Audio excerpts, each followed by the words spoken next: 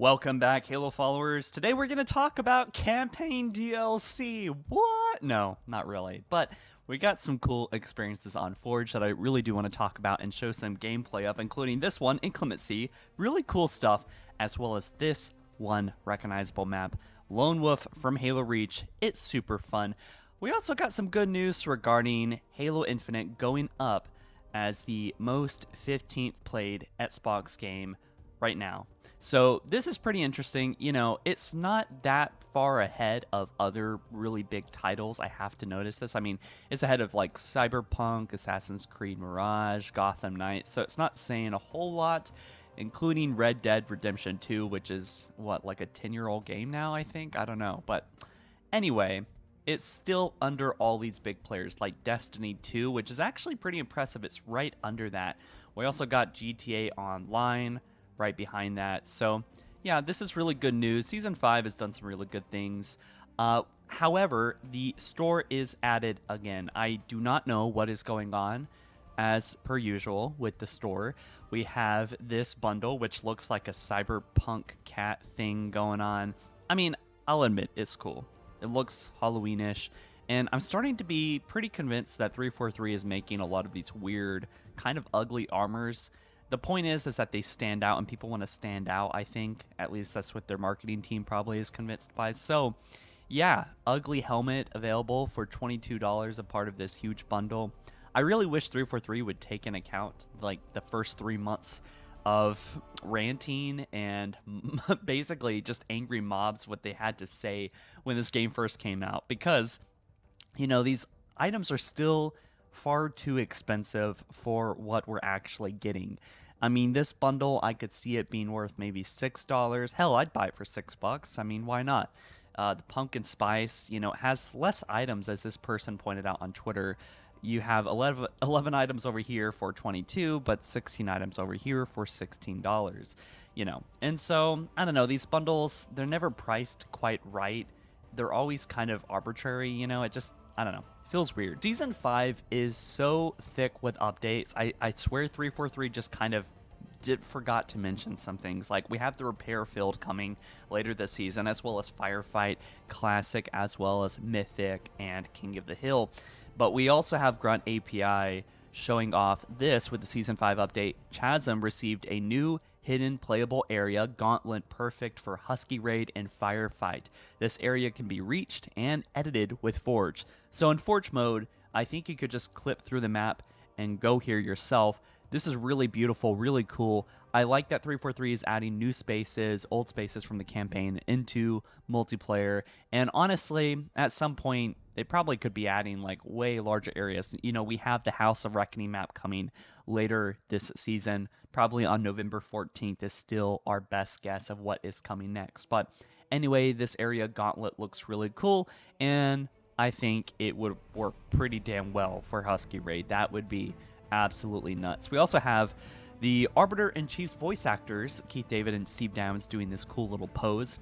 I didn't think there was so much interest in this little Instagram story that they posted, but yeah, you know, this is getting pretty big on Reddit, so I thought that I'd share this. And so now I want to talk about some maps I highly recommend. The first one is Lone Wolf, inspired from Halo Reach's last mission, where Noble 6 fights to his end, right?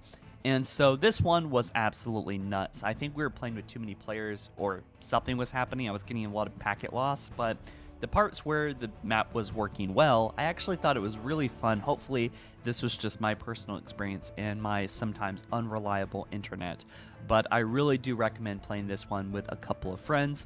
Is really good looking and just kind of gets pretty nuts at times, and kind of feels like Halo Reach somehow, I guess.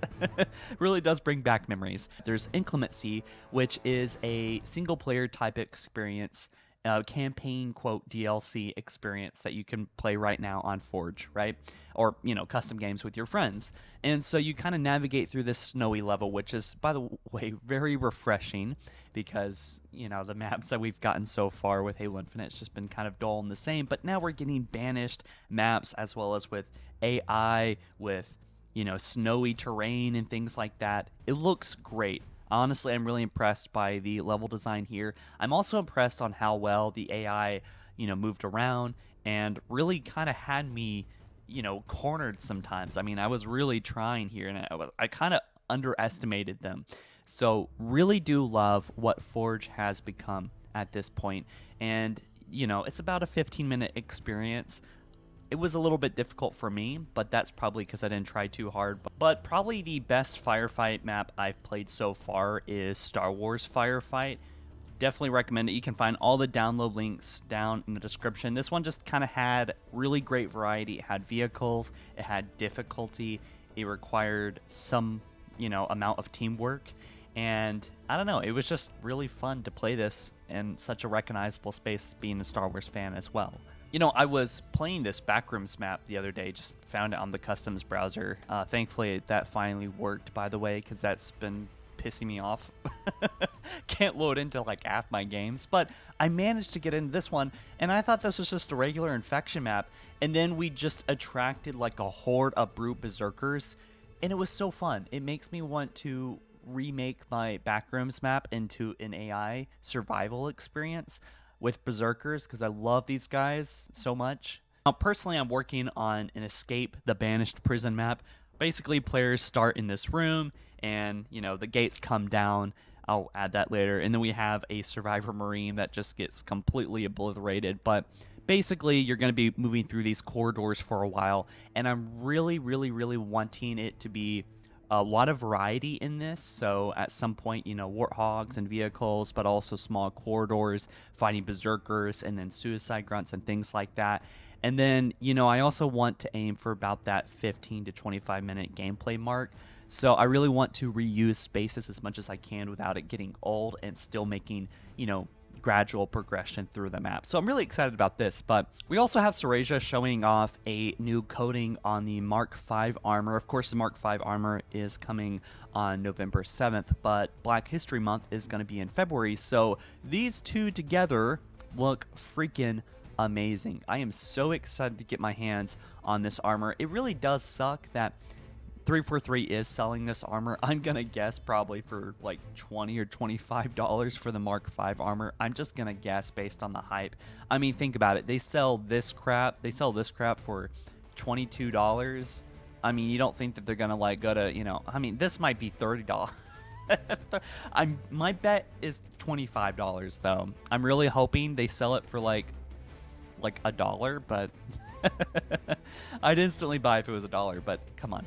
Anyways, 343 did say they don't want to do that way back when. They shouldn't sell legacy armor. They should work on selling new stuff. So it is kind of sucky, but with that being said, at least we have some good stuff to look forward to with Season 5, as well as new armor and new experiences and new maps and new equipment. So anyways, guys, I'll catch you in the next one soon. You take care. Peace.